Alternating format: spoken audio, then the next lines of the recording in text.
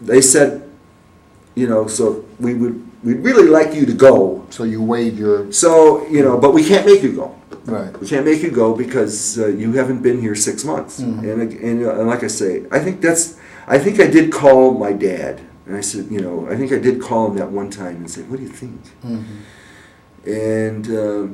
And he sort of agreed. He said, well, you're going to go. So,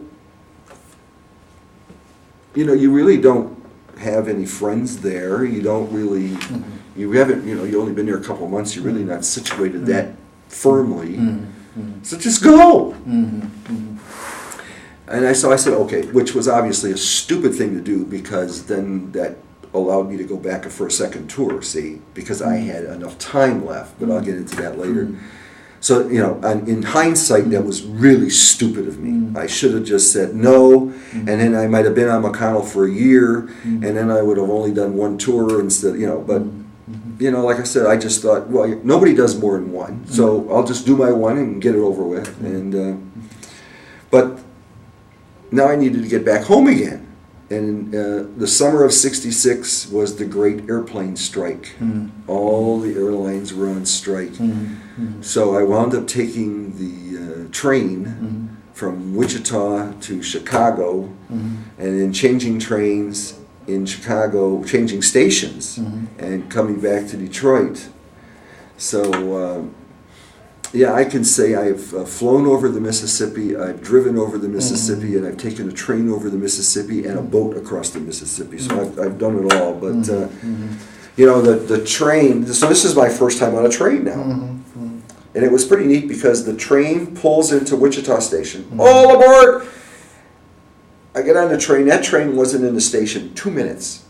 And we started moving. And I said, wow, this is great. I mean, no wasted time, right? Just stop, get a... We must have went 2 miles out of town and then sat for an hour waiting for a freight train to go. So, but yeah, I thought, wow, this is neat. Get on the train. It takes off immediately. And we didn't go 3 or 4 miles. And all of a sudden, we're just sitting there. And I asked the conductor, why are we just sitting here? Oh, we're waiting for the 8:15 freight to go through or something. So took the train back to Detroit,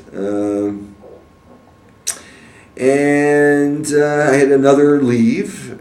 And how many days was this? I think this was like 30. Okay. And so I'm going to Thailand, to Korat. So I got an airplane ticket from Detroit to San Francisco. Okay.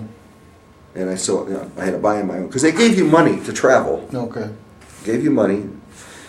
I think it was like so much cents a mile. So, they didn't really care. I mean, you want to fly to San Francisco? Do you want to walk? Do you want to?